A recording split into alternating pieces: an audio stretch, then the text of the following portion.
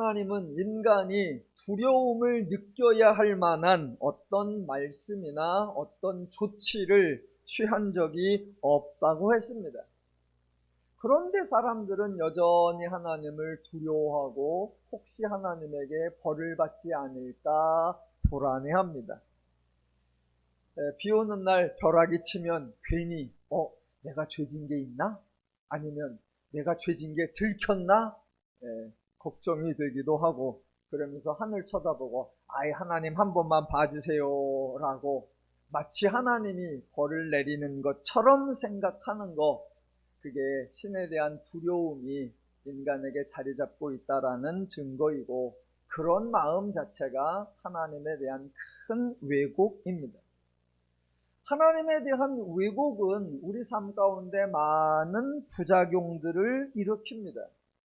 사실은 전혀 두려워하거나 걱정할 이유가 없음에도 불구하고 혹 어떤 말이나 혹 어떤 일들에 대하여 내가 이러다 혼나지라고 자기 스스로 움츠려 들기도 합니다. 사실은 쓸데없는 걱정이고 괜한 걱정이고 사서 걱정하는 겁니다. 그런 사례들 중에 하나가 오늘 17장 1절부터 4절을 읽고 난 후에 성도님들의 반응입니다. 한번 읽어보겠습니다. 어떤 느낌이 들고 어떤 반응이 나오는지. 자, 1절과 2절을 먼저 읽어보겠습니다. 예수께서 제자들에게 이르시되 실족하게 하는 것이 없을 수는 없으나 그렇게 하는 자에게는 화로다. 그가 이 작은 자 중에 하나를 실족하게 할진대 차라리 연자맷돌이 그 목에 매여 바다에 던져지는 것이 나으니라 입니다. 표현이 조금 세죠? 자, 우선 실족하게 하는 일이 없을 수는 없으나, 일반적으로 이런 표현이 나오면 없을 수는 없는 거니까 정상 참작을 좀 해주어야 한다. 그래서 눈 감아주기도 하고 모른 척 해주기도 하고 덮어주기도 한다. 이렇게 나와야 하는데 없을 수는 없으나 그래 놓고 그 다음에 이어지는 표현이 그렇게 하는 자에게는 화로다 입니다. 어쩔 수 없는 일이니까 봐준다는 것이 아니라 비록 어쩔 수 없을지라도 화로다입니다. 아주 단호합니다. 얼마나 엄중한지, 그가 이 작은 자 하나를 실족하게 할진대 차라리 연자맷돌이 그 목에 매여 바다에 던져지는 것이 나을 정도라고 합니다. 표현이 세고 내용이 아주 엄중하니까 이 구절을 읽는 분들이 걱정을 하십니다. 실족하는 자에게는 이렇게 중한 일이 발생한다는데 혹시 내가 내 옆 사람을 실족하게 한 건 아닌가? 혹시 내가 다른 사람을 실족하게 한 게 아닌가? 자기를 점검하게 되고 늘 조심하게 됩니다. 그리고 또 주변 사람에게도 다른 사람을 실족하게 하면 큰일 나, 조심해 라고 권면하기도 합니다. 저는 이 구절을 읽고 그렇게 반응하는 사람들의 반응을 쓸데없는 걱정이다라고 표현하는 겁니다. 왜냐하면 오늘 본문은 대부분의 사람들에게는 해당 사항이 아니기 때문입니다. 예를 들어 나라에서 법을 개정해가지고 집을 10채 이상 가진 사람에게는 지금보다 세금을 50배를 더 걷어드리겠다라고 발표를 해도 저는 전혀 고민을 하지 않습니다. 어차피 10채 없고요. 한 채도 없는 놈이 10채에게 벌금을 50배를 내건 세금을 100배를 내건 저하고는 아무 상관이 없으니까 마음이 편안합니다. 쓸데없는 걱정을 안 해요. 또 요새는 여행을 워낙 먼 데로도 가니까 어떤 거부는 달나라 여행도 간다 그래요. 그래서 달나라 가는데 100억이 들었는데 2023년도에는 대폭 할인해서 달나라와 화성 여행을 1+1으로 합쳐서 50억에 해주겠다. 그래도 하나도 반가워하질 않아요. 50억이 아니라 1억을 해도 어차피 못 갈 거, 아니 안 갈 거니까. 예. 그래서 나하고 무관한 일 때문에 괜히 두려워하거나 걱정하지 않고요. 나와 상관없는 일에 괜히 들뜨거나 흥분하지 않습니다.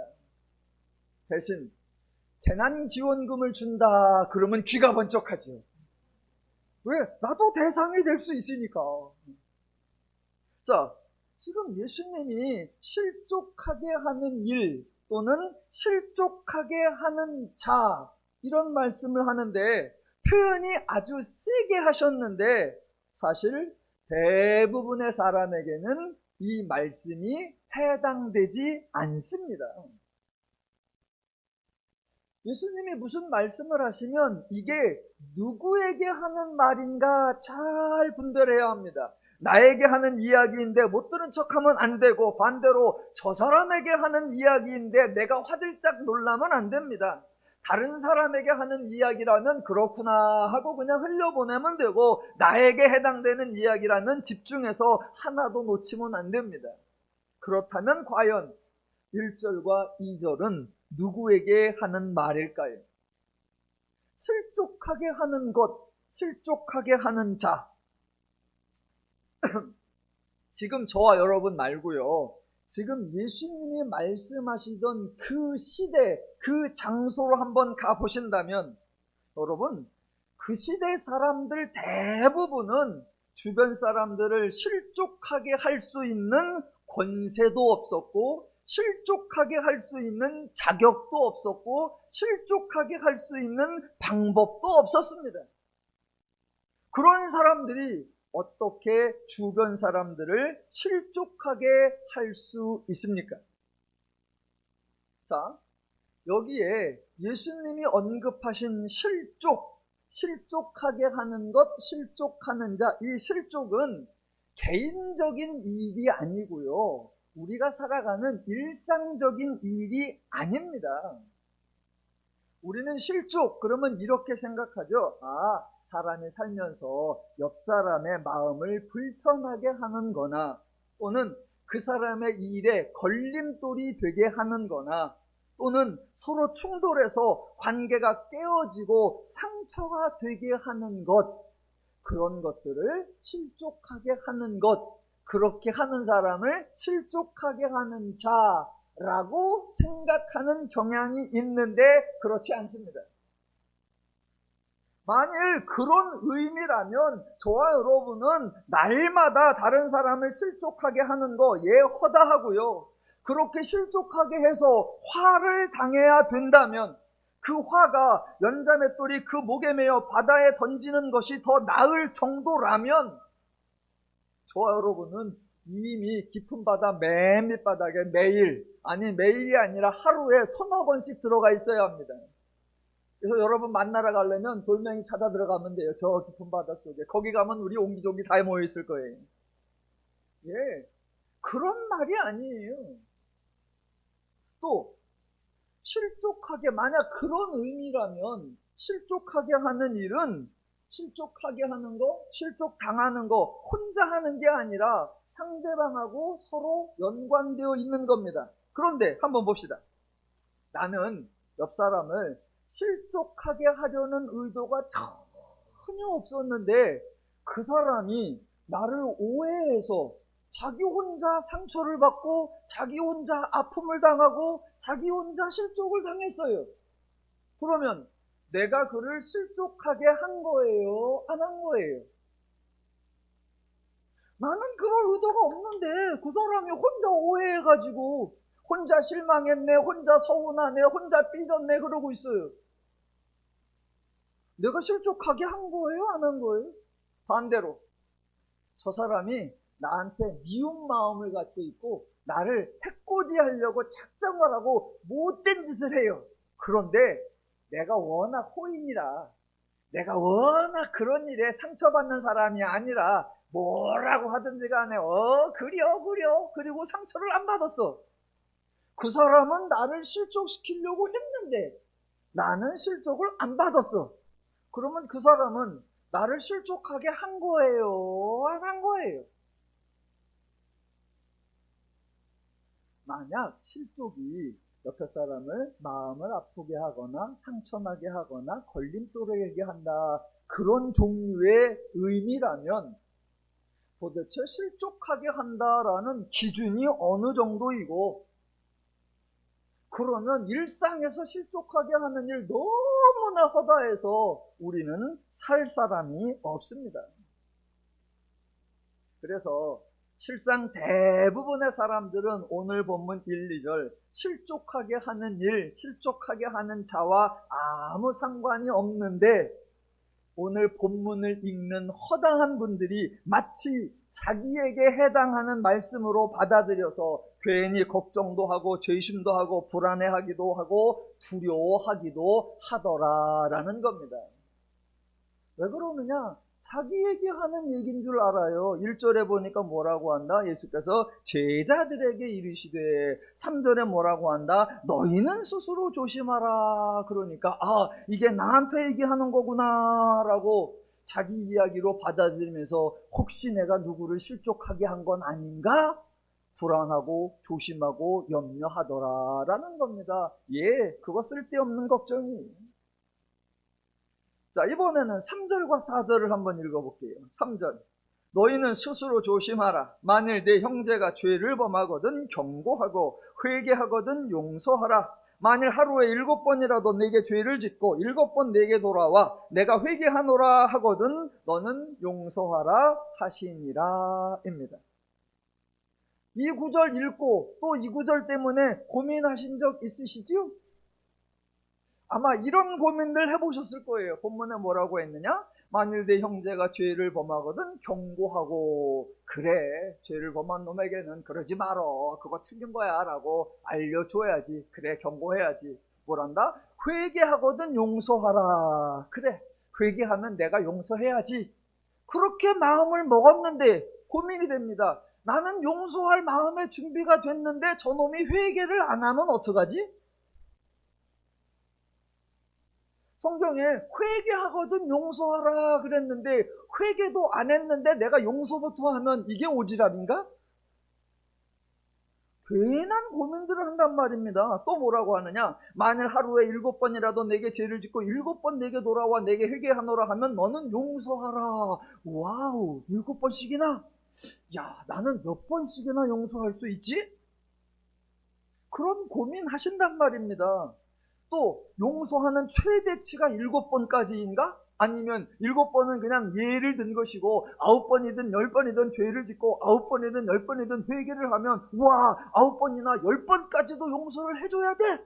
내가 그렇게까지 해야 되나? 이런 고민도 하시고, 좋아 9번 10번까지 저가 회개한다면 나는 용서하겠다 그랬는데 저놈이 와서 회개를 하는데 회개에 진정성이 없어 보여. 그럼 이거는 회개요? 아니요? 나는 이걸 용서해야 돼? 말아야 돼? 아주 서너 번 용서해줬더니 와서 그냥 아무 의미 없이 회개 아주 나를 호구로 봐. 그럼 내가 이 호구 잡히는 걸 계속 해야 되나? 말씀대로라고 하면 회개를 해줘야 되는데 이것도 안 해주면 말씀을 어긴 건가?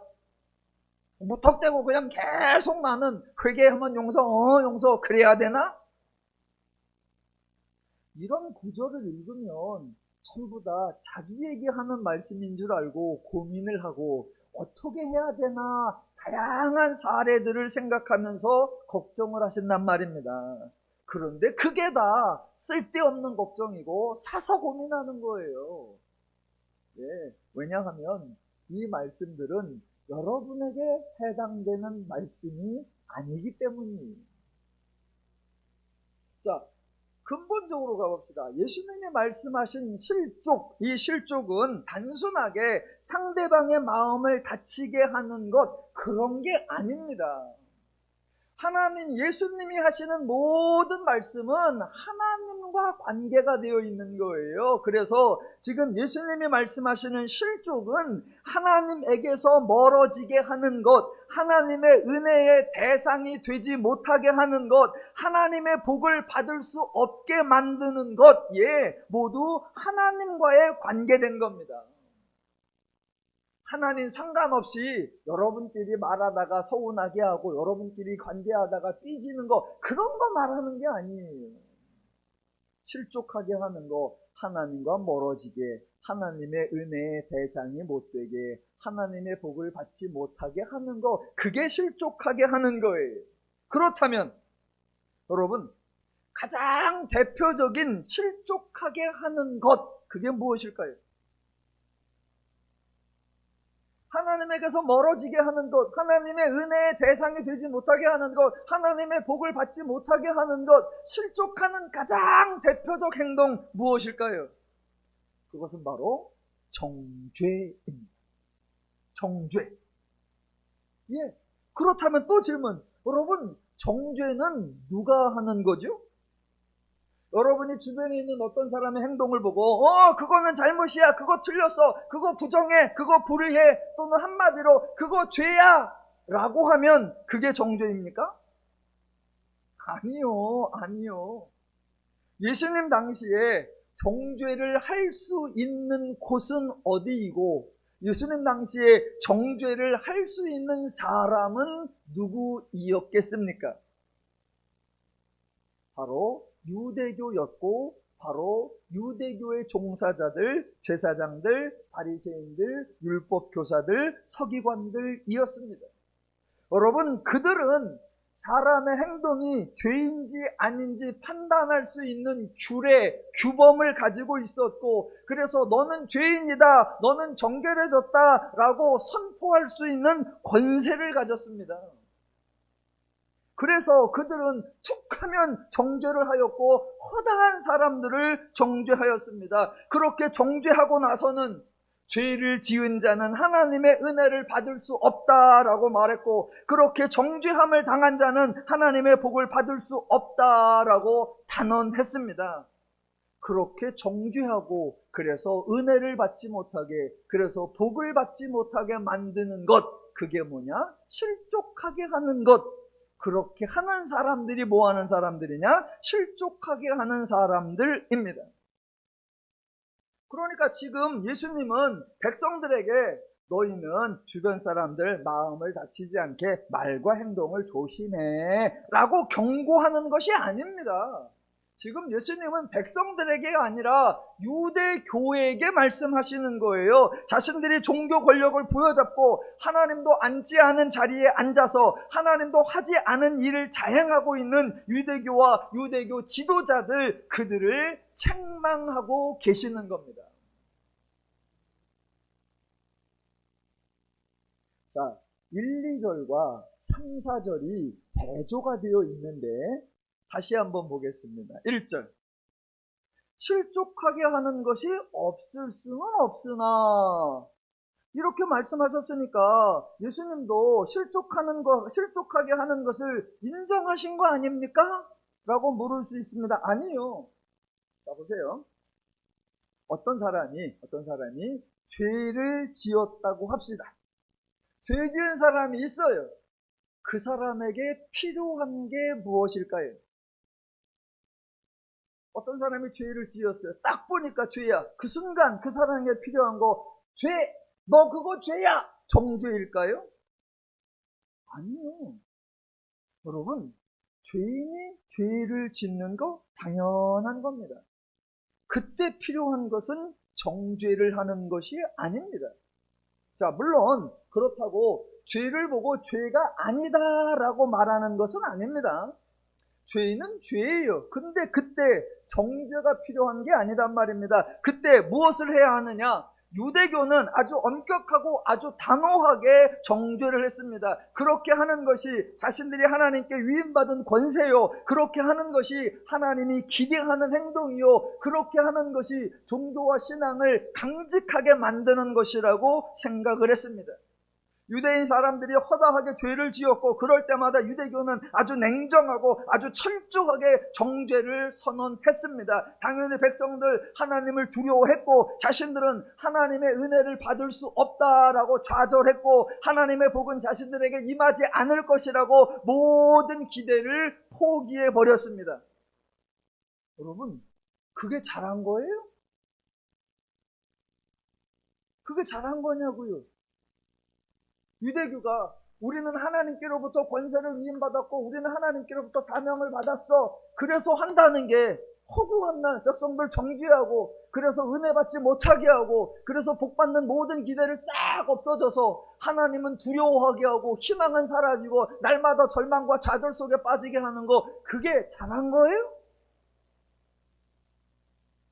예수님 지금 유대교가 그렇게 행한 것을, 그게 바로 사람을 실족하게 하는 거였고 너희가 바로 사람을 실족하게 하는 자들이었다라고 유대교를 책망하고 계시는 겁니다. 그렇다면 다시 한번 질문해 보겠습니다. 어떤 사람이 죄를 지었습니다. 그러면 그때 그 사람에게 무엇을 해야 하죠? 그 사람을 어떻게 대해야 하죠?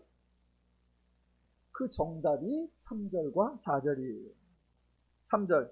만일 내 형제가 죄를 범하거든 경고하고 회개하거든 용서하라 입니다.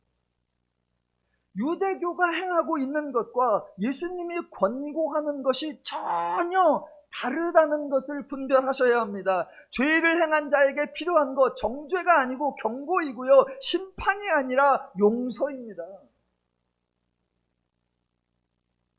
예수님은 지금 단지 좋은 권면의 말씀을 하시는 것이 아니라 예수님이 친히 직접 이미 이렇게 행하고 계셨습니다. 예수님은 죄인들에 대하여 정확히 알고 계십니다. 저들 죄인이라는 거 알고 계시고요, 저들이 행동이 죄라는 거 알고 계십니다. 예수님이 저들의 죄 무시하지 않고요, 저들의 죄에 대하여 죄 없다라고 하시지 않습니다.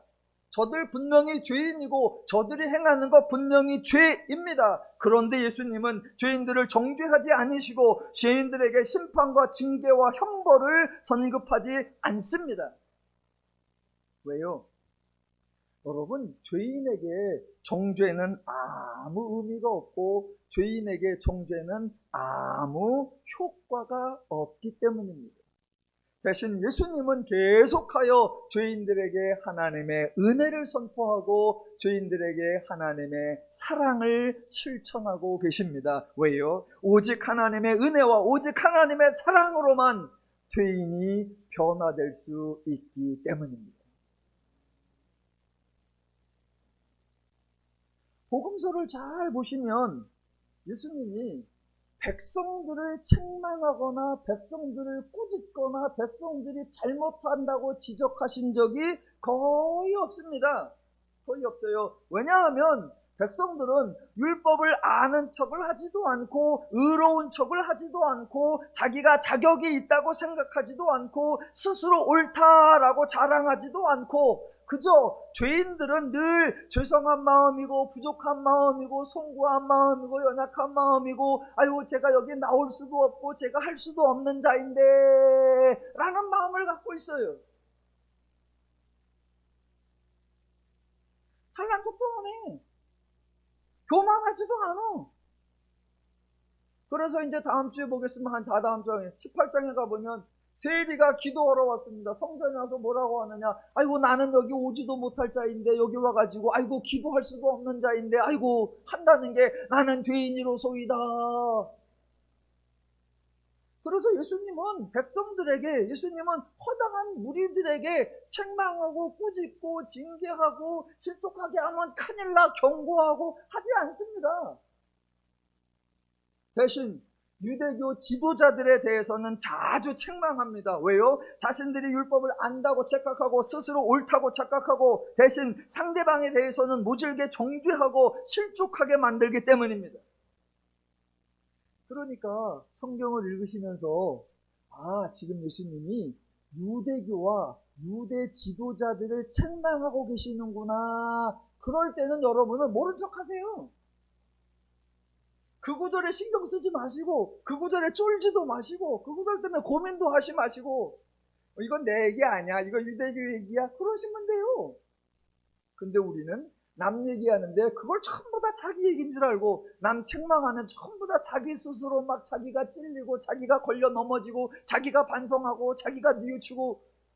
아니요, 남 얘기할 때는 그냥 모른 척하고 계세요. 예, 이게 나에게 하는 얘기인가? 저 사람에게 하는 얘기인가? 구별을 잘해야 합니다.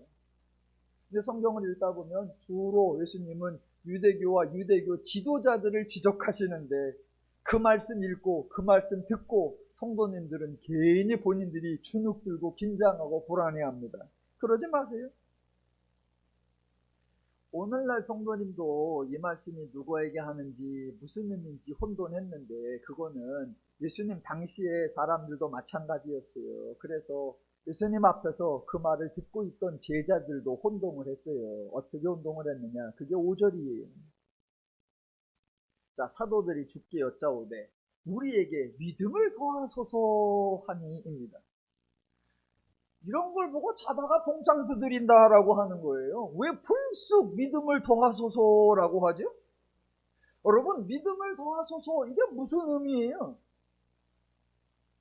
제가 두 가지로 생각을 해봤어요. 일단 믿음을 더하소서 그러니까 믿음이 있긴 있는데 너무 작아, 믿음이 너무 연약해, 믿음이 너무 부족해, 그러니까 믿음을 더해주세요.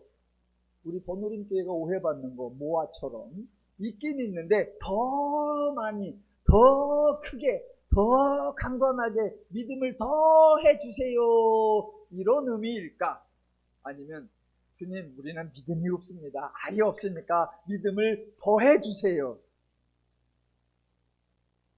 있는데 추가해달라는 거예요, 없는데 있게 해달라는 거예요? 네, 정답은 둘 다 아니에요. 자, 보세요.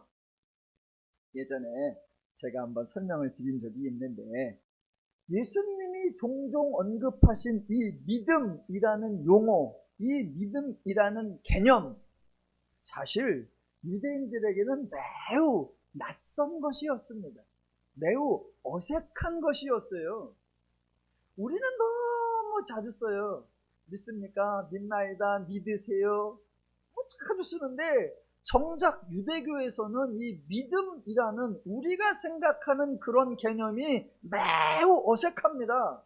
그래서 여러분, 유대교에서는 믿는다라고 하는 개인의 감정이나 개인의 의지, 개인의 심정적 상태, 이런 걸 중요하게 여긴 적이 없습니다.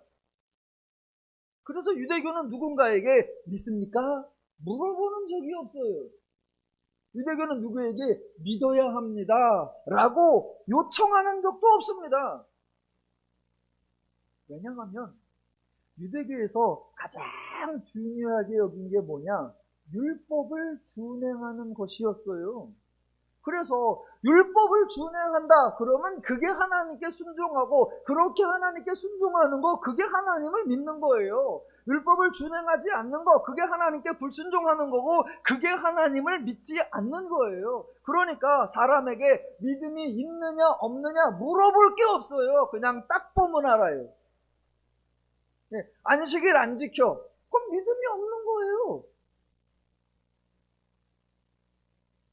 정한 기도와 정한 금식을 안 해, 그거 없는 거예요. 하나님을 안 믿는 거예요. 그러니까 저기요, 우리 믿읍시다, 우리 더 열심히 믿읍시다, 그런 말이 없어요.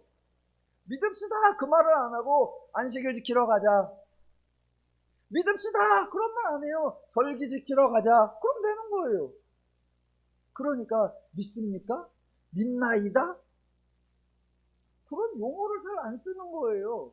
그러니까 예수님께서 종종 너희가 나를 믿으면, 그러면 사람들이 저게 뭔 말이야? 그거예요. 그냥 차라리 너희가 매 안식일마다 성전에 가면, 그러면 얼른 알아들어요.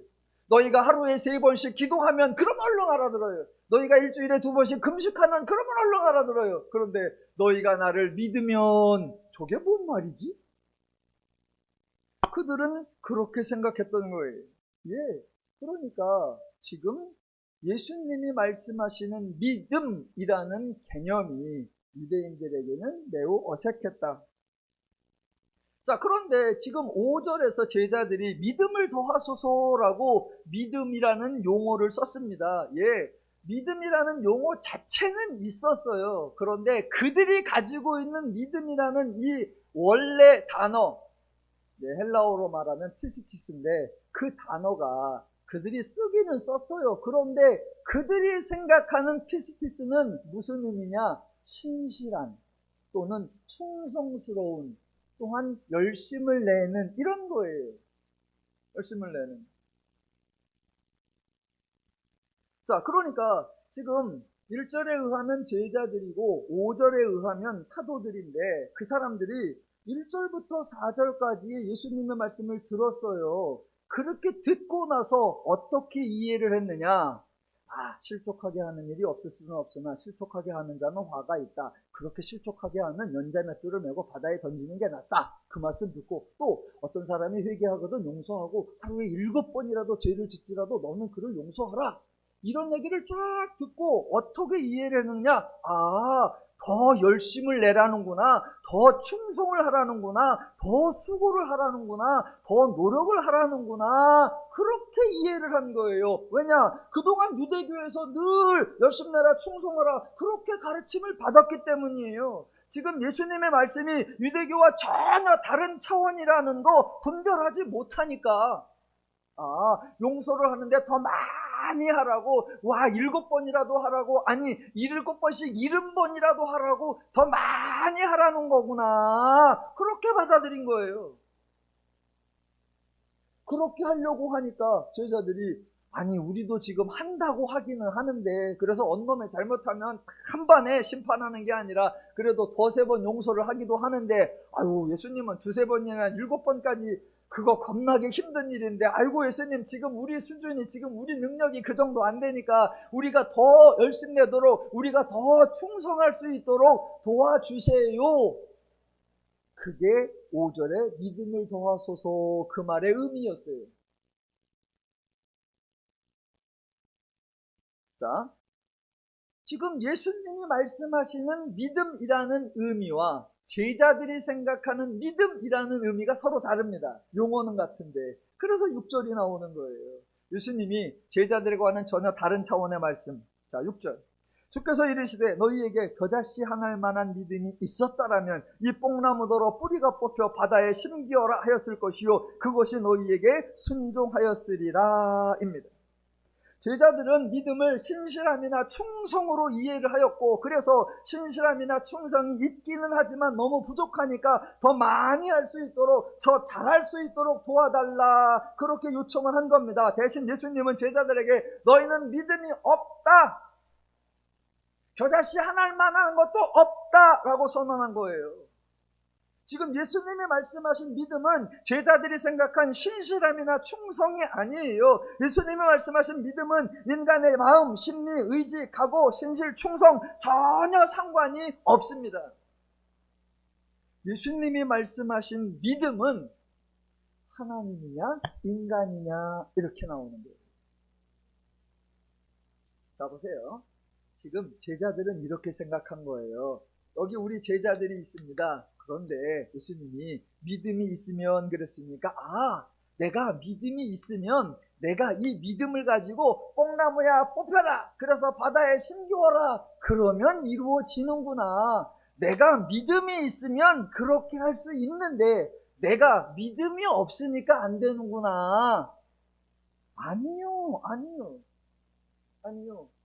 이 사람이 있는데 이 사람이 믿음이 있느냐 믿음이 없느냐의 문제가 아니라 예수님은 전혀 다르게 너냐 하나님이냐 인간이냐 하나님이냐 라고 배조시키는 겁니다. 인간이 할 수 없는 것 하나님은 하신다라는 겁니다. 지금 유대교는 인간이 할 수 없는 죄인인데 그 죄인을 닥달하고 있지만 하나님은 직접 인간이 일할 수 있도록 변화시켜 주신다라는 겁니다. 그 믿음이 뭐냐? 이 얘기는 다음 주에 11절부터 19절까지에 나오는 거기에서 자세하게 설명을 드리겠습니다. 일단 그것까지 이해를 하시고 자 이번에 이제 정리하면서 갈게요. 1, 2절에서 유대교의 잘못들을 지적하면서 너희가 지금 사람들을 실족하게 만들고 있다 이 얘기. 그런데 중요한 건 정죄가 아니라 3절과 4절에서처럼 용서하고 경고하고 용서하고 해주는 거 그게 중요하다 그랬더니 5절과 6절에서 제자들이 엉뚱하게 내가 더 열심히 낼 수 있도록, 내가 더 충성할 수 있도록, 예수님이 그 얘기가 아니요, 니들이 얘기가 아니라 하나님이 하신다 이 얘기요, 여기까지 하신 거예요. 그리고 이제 7절부터가 나오는 거예요. 보세요. 재밌습니다. 재밌어요. 재밌으실 준비하시고. 아멘한 자에게 복이 있을지어다.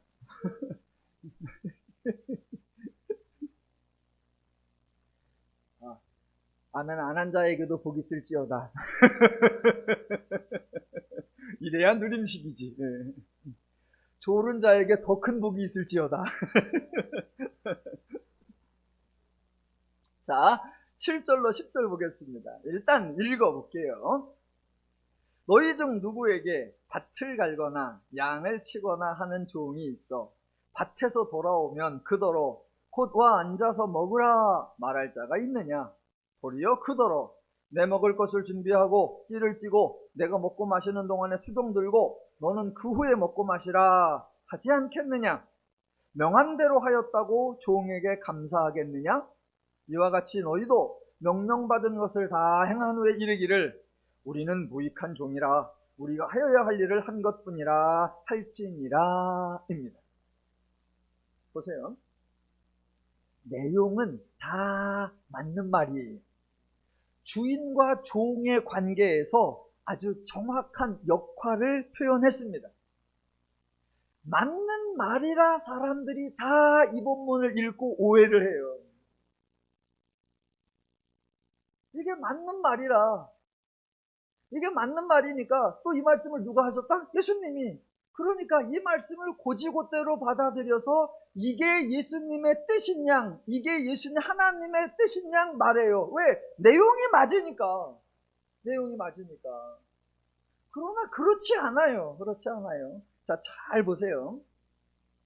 예수님이 말씀을 하시면 첫 번째, 이게 누구한테 하는 얘기인가 잘 들어보셔야 되고, 두 번째, 이 이야기에서 핵심이 뭔가 요거를 찾아야 돼요.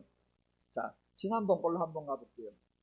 누가복음 15장에 세 개의 비유가 있다 그랬잖아요. 흔히들 그 비유를 뭐라고 한다? 잃어버린 양의 비유, 잃어버린 드라크마의 비유, 잃어버린 아들의 비유라고 합니다. 그런데 그거는 제목이 잘못된 거예요. 그거는 그 비유의 주제나 핵심을 왜곡한 거예요. 왜냐하면 그 비유들은 양 이야기를 하는 거 아니고 드라크마 이야기 하는 거 아니고 아들을 강조하려는 게 아니에요. 정반대로 잃어버린 양이나 드라크마나 아들을 찾기 위하여 수고하고 애쓰는 목자, 수고하고 애쓰는 주인, 수고하고 애쓰는 아버지를 소개하는 거예요. 잃어버린 것을 찾으려고 아버지 하나님이 그렇게 열심을 내시고 그렇게 찾았을 때에 아버지 하나님이 그렇게 기뻐하시고 그렇게 찾았을 때에 그들에게 좋은 것으로 입히고 반지를 끼워주고 좋은 신발을 신겨줘서 환대해주고 극진하게 대해주는 아버지 하나님을 소개하는 거예요. 그래서 그 세 개의 비유를 딱 듣고 나서 하나님은 이런 분이시구나. 하나님은 집 나간 양도 찾으시고 하나님은 배반한 자도 받아주시고 하나님은 그런 죄인들도 환대하고 그들이 행복하게 살 수 있도록 도와주시는 좋으신 분이구나. 누구를 깨닫게 하는 거다? 하나님을 깨닫게 하는 거예요. 하나님을 깨닫게 해요.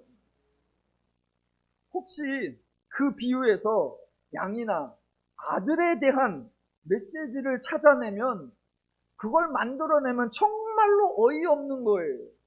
자, 예를 들면 이건 예예요. 잘못된 예. 아멘 하면 큰일 나요. 잘못된 예. 여러분 잃어버린 양의 비유를 보십시오. 예, 우리가 다 양인데요. 여러분 주인 따라가는 게 제일 좋아요. 괜히 양무리에 들지 않고 혼자 잘난 척하고 딴 길로 가면 말 그대로 개고생이에요. 둘째 아들 보세요. 돈 좀 있다고 독립하면 좋을 줄 알았죠. 돈 그거 금방 떨어져요. 아버지 유산을 달라고 할 것이 아니라 아버지 집에 붙어서 살면서 필요할 때마다 아버지 용돈 받아 쓰는 거 그게 세상 편한 거예요. 여러분 집이 최고입니다. 자, 말은 다 맞는 말이에요.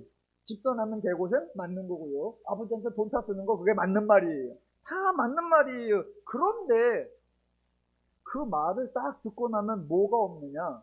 하나님의 수고, 하나님의 사랑, 하나님의 긍휼, 하나님의 배려, 하나님의 선물이 없어요. 그 이야기를 딱 들으면 내가 죄인이라는 걸 고민할 이유도 없고 하나님의 은혜를 구할 것도 없어요. 그죠? 아, 내가 집을 안 나가면 되는구나. 그죠? 나만 잘하면 되는구나. 끝.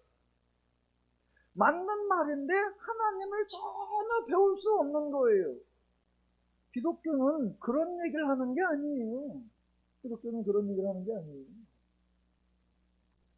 자, 그 비유에서 하나님이 얼마나 애쓰시고 하나님이 얼마나 사랑하시고 하나님이 얼마나 기뻐하시고 하나님이 얼마나 존귀하게 만들어주는가, 인간을 사랑하시는 그 하나님의 지극한 수고, 열심, 은혜, 축복, 그게 강조이었다면, 자, 7절부터 10절에서도 맞는 말이라가 아니라 이게 지금 뭔 얘기를 하려고 하느냐, 이걸 찾아야 되는 거예요.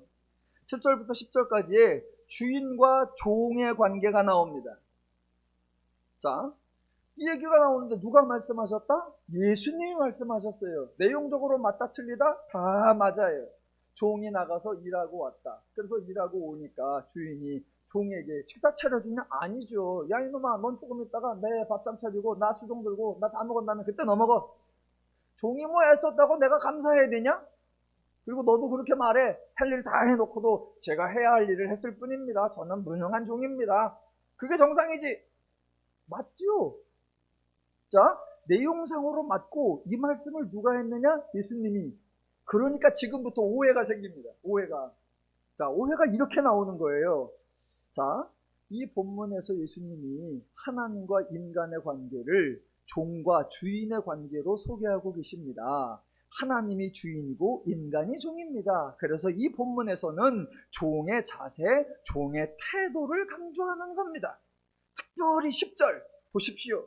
이와 같이 너희도 명령받은 것을 다 행하여 이르기를 우리는 무익한 종이라 우리가 하여야 할 일을 할 것뿐이니라 라고 했습니다. 예, 우리가 누구입니까? 하나님의 종입니다. 여러분, 종은 오직 명령받은 대로 행하는 자들입니다. 종은 죽도록 충성하는 자들입니다. 그렇게 충성한 후에도 나는 무익한 종입니다. 우리가 하여야 할 일을 한 것뿐입니다 라고 고백하는 겁니다. 하나님이 가라 하면 가고 하나님이 지시하는 대로 하는 겁니다. 종은 자기 생각, 자기 뜻, 자기 계획이 없고 오직 주인이 하라는 대로, 하나님이 지시하는 대로 절대 복종해야 하는 겁니다. 이게 종의 본분입니다. 예수님이 말씀하신 그대로예요. 그럼 질문, 여러분, 하나님이 그런 분이세요? 하나님이 인간을 그렇게 대하십니까?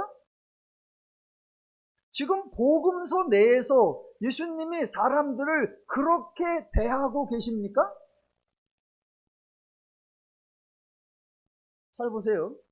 만약 그렇게 말을 한다면, 즉 만약 하나님의 주인이고 인간이 종이고 그래서 종은 무조건 충성을 해야 하고 모든 일을 다 한 후에도 우리는 무익한 종이라 우리가 하여야 할 일을 한 것뿐이라 라고 설교를 한다면 그 설교자는 상급에 대해서는 일체 말이 없어야 합니다. 왜요? 9절에 뭐라고 했어요? 아무리 충성을 해도 9절처럼 명한 대로 하였다고 종에게 감사하겠느냐? 예. 또 종이 아무리 충성해도 그 어느 것도 기대해서는 안 됩니다. 왜? 10절. 우리는 무익한 종이라 우리가 해야 할 일을 한 것뿐이라 이래야죠. 지금 예수님이 그런 걸 얘기하는 걸까요? 지금 예수님의 말씀, 이게 지금 누구에게 하는 말인가? 이 포인트에서 뭘 강조하려고 하는가 잘 분별해야 합니다. 저는 단언컨대 10절부터 7절부터 10절에 나오는 주인, 우리 하나님 절대로 아닙니다. 왜요? 하나님은 인간을 이렇게 대하신 적이 없습니다. 성경 전체에서 그동안 보여준 하나님의 마음, 하나님 활동에 근거할 때 하나님은 종이라고 해서 함부로 대하시는 분이 절대로 아니십니다. 자, 그럼 지금부터. 자, 7절부터 10절의 이야기의 핵심은 주인이 아니라 종입니다. 보세요. 일반적 기준에서 또는 상식적 기준에서 볼 때 주인과 종의 관계는 본문에 나오는 그대로입니다. 자, 종은 이 일을 하는 존재입니다. 종이 수고하는 것은 하여야 할 일을 하는 것뿐입니다. 그래서 종이 일하는 거 공로가 아니고요. 종이 수고하는 거 감사받을 일 아니고요. 종이 충성하는 거 상받을 일 아니고요. 종이 열심히 일했다고 해서 보상해 달라고 요구할 수 있는 거 아닙니다. 그게 당연합니다. 그런데 이 당연한 상식을 깨는 집단이 있습니다. 이 당연한 상식을 왜곡하고 변질시키는 사람들이 있어요. 그게 누구예요? 바로 유대교입니다. 자, 무슨 말이냐면 유대교가 이렇게 말합니다. 하나님의 말씀에 순종하는 것이 마땅하다. 하나님의 율법을 준행하는 것이 인간이 하여야 할 일이다 라고 말합니다. 예, 그래놓고 하는 말, 우리가 율법을 준행하였으니 공로가 쌓인 것이고 그렇게 공로가 쌓였으니 하나님의 상을 받을 자격이 있습니다. 그러니 하나님 상을 주십시오. 예수님은 지금 유대교의 주장이 말이 되냐? 라고 하시는 거예요. 야, 유대교의 지금 논리, 유대교의 그 방식이 성립이 되냐? 라고 지적하시는 거예요. 자, 다시 한번. 지금 예수님은 인간들은 하나님의 종이다. 그것도 무익한 종이니까 무조건 충성해야 한다. 그런 요구를 하는 것이 아닙니다. 자, 오늘 본문. 자, 종과 주인의 관계가 있어요. 종과 주인의 관계. 이거를 두 군데서 서로 다르게 왜곡을 해요. 자, 종과 주인의 관계가 있는데 유대교는 어떻게 왜곡을 하느냐? 우리가 수고했잖아요. 그러니까 공로가 쌓인 거잖아요. 그러니까 상을 받을 자격이 있잖아요. 이렇게 만들어요. 이거 왜곡이에요. 또 종종 보수 기독교에서 뭐라고 하느냐? 하나님은 주인이고 인간은 무익한 종입니다. 그러니까 하나님이 명령하면 무조건 해야 되는 거고 아무리 충성해놓고도 우리는 무엇인가를 바라면 안 됩니다. 그저 할 수 있는 말이라고는 나는 무익한 종이고 해야 할 일을 할 뿐입니다. 라고 해야 합니다. 이것도 왜곡이에요.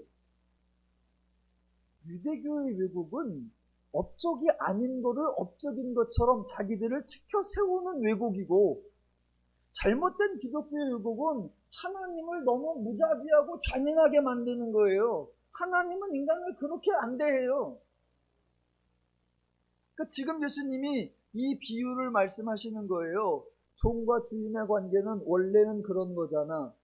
그러니까 종이 무슨 일을 했어도 그게 나의 공로입니다. 나의 상 받을 자격입니다. 그러니까 보상해 주십시오 라고 요구할 수 없는 거잖아. 그런데 너희는 지금 그 짓을 하고 있잖아. 말도 안 되는 말을 하고 있잖아. 이 얘기를 하는 거예요. 유대교의 가르침, 유대교의 방식이 말이 안 된다라는 걸 지적하는 겁니다. 자, 오해하시면 안 됩니다. 유대교의 잘못, 그래서 수고한 것을 공로로 삼고 공로했으니까 상을 달라고 요구하는 거, 그게 잘못된 거라고 지적하신다. 그렇다면 예수님은 인간의 수고에 대하여 어떤 칭찬도 안 하시고 어떤 상도 주지 않는다. 아니요. 인간이 충성하는 건 당연한 거지. 당연한 거 놓고 뭘 상을 바래? 시끄러. 그런 분이 아닙니다. 예수님이 냉정하게 하신 말씀이 아니라 정확하게 예수님이 엄청나게 자상하게 하신 말씀이에요. 자, 예수님의 결론은 이렇게 가는 겁니다. 자, 유대교야. 만일 너희 유대교의 주장대로라면 과연 너희가 하나님이 명한 거, 하나님이 하라고 해서 너희가 하여야 할 것 다 행했느냐? 이렇게 묻는 거예요. 보세요. 유대교의 준행대로라고 하면 내가 율법을 준행했으니까 공로가 되고 공로가 되니까 상을 받아야 됩니다. 그런 논리라면 만약 다 했냐? 준행해야 할 것을 준행하지 못했다면, 해야 할 일을 하지 못했으니까 그러면 징계와 벌을 받아야겠네. 한번 그렇게 하나님이 해볼까? 얘기해요. 종종 집에서 애들이 아버지한테 그러죠. 아버지 용돈 좀 올려주세요. 그러면 엄마 줬잖아. 그러면 아이 내가 지금부터 집안일을 좀 하고 뭘 할 테니까 그거 건당 청소하면 10,000원, 뭐 음식물 쓰레기 버리면 5,000원. 우리 집 얘기 아닙니다. 그냥 예를 든 거예요. 겨울에 미리 내려가서 아파트 시동 걸어놓으면 10,000원. 그런 얘기 다 그냥 우리 집 얘기 아니에요. 근데 그렇게 지가 뭘 좀 한 게 있으면 그걸 마치 내가 우리 집을 위해서 엄청나게 한 것처럼, 그러니까 상을 달라 그래. 그럼 가끔은 뭐 어차피 줄 용돈이니까 들어주기도 하지만 어떨 때는 고약하잖아. 고약하잖아. 그럼 네가 안 한 거, 네가 안 한 거 따져보자. 그럼 네가 안 한 거마다 벌금 다 매겨볼까? 그러면 내가 갑자기 용돈 안 주셔도 돼요. 그러니까 사람들은 자기가 조금 잘한 것만 그거를 부각시키고 그거에 대한 상을 요구해요. 지금 예수님이 그겁니다. 종과 주인의 관계에서 만약 그런 논리를 핀다면 좋다. 네가 한 거에 상 줄게. 그런 논리를 핀다면 네가 못한 거에 대한 거는 어마어마한 벌을 받아야 돼. 그러니까 유대교의 논리가 말이 되냐? 말이 안 된다 이 얘기예요. 자, 결론으로 갑니다. 조금만 더 가볼게요. 지금 예수님이 유대교의 잘못을 지적하고 계십니다. 그런데 예수님이 유대교의 잘못을 지적하는 것으로 끝난다면 유대교와 예수님은 다를 바가 없어요. 유대교는 백성들의 잘못을 정죄하고 예수님은 유대교의 잘못을 정죄하고, 그러면 서로 실족하게 하는 거예요. 서로 실족하게 하는 거. 유대교가 백성 정죄하는 거나 예수님이 유대교 정죄하는 거나 똑같네? 그러버리면 안 돼요. 자, 그러니까 앞에서 1절부터 4절까지 유대교가 행한 것이 정죄라고 했고, 그것은 사람들을 실족하게 하는 것이라고 했고, 사람을 유익하게, 사람을 변화시키는 어떤 것도 효과가 없다 그랬습니다. 그러니까 예수님도 유대교를 정죄한다면, 그들의 틀린 점이나 잘못된 점을 지적하게만 한다면 예수님도 유대교와 똑같은 일을 하고 계신 거고, 그렇다면 예수님의 사역도 아무 의미가 없는 겁니다. 그래서 중요한 거, 예수님은 지금 잘못을 지적하기는 해요. 근데 그거는 정죄를 하기 위함이 아니라 저들을 가르치고 저들을 교육하기 위함이요. 그 가르침을 넘어서 그들을 향한 하나님의 사랑, 하나님의 자비, 하나님의 긍휼, 하나님의 은혜, 하나님의 선물, 하나님의 축복을 계속해서 공급하고 있다는 이 차이점을 기억하셔야 합니다. 자, 지금 유대인들이 사람을 대하는 것과 예수님이 사람을 대하는 거에 본질적 차이가 나요. 무슨 차이? 사람에 대한 이해예요. 유대교는 자기들이 할 수 있는 줄 알아요. 그래서 할 수 있었던 거를 공로라고 주장을 해요. 정반대로 예수님은 인간이 할 수 없는 자임을 아세요. 그래서 할 수 없는 자가 하지 못하거나 하지 않은 거를 정죄하지 않아요. 왜? 죄인이 할 수 없는 것임을 알기 때문에. 그래서 그들을 뭐 하신다? 긍휼히 여기시고 그들에게 무엇을 베풀어 주신다? 은혜를 베풀어 주시는 거예요. 이게 하나님의 방식이에요. 종종 세상의 정의와 하나님의 정의가 혼동됩니다. 세상의 정의는 바른 말을 해주는 거예요. 옳은 얘기를 해주는 거예요.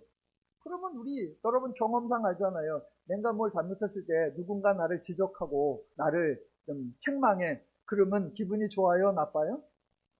네, 나빠요. 그냥 나빠요? 더럽게 나빠요?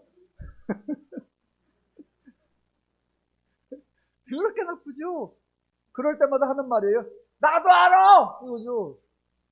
나도 알아! 내가 몰라서 그래. 나도 알아.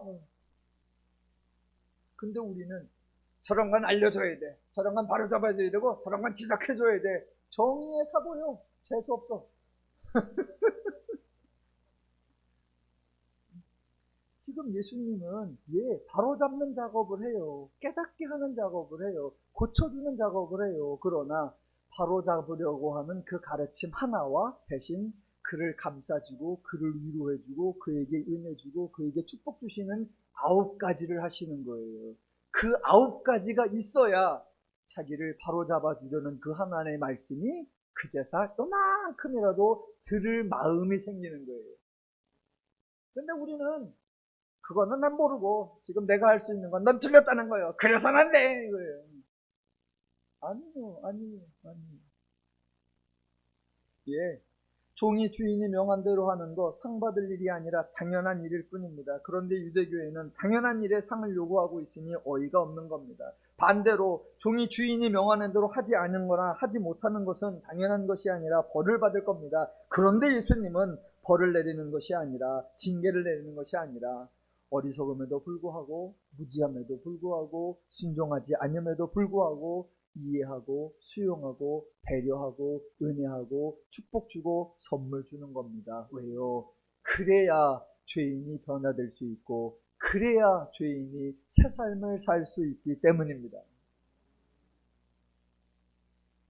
결론, 유대교는 상급을 요구하는 종교였고 기독교는 은혜를 제공하는 종교입니다. 명언이라 다시 한번 하겠습니다. 유대교는 상급을 요구하는 종교이고 기독교는 은혜를 제공하는 종교입니다. 모두가 유대교적 착각에 빠져 있어요. 그래서 조금만 못하면 정죄합니다. 그래서 사람을 두렵게 하고 불안하게 해요.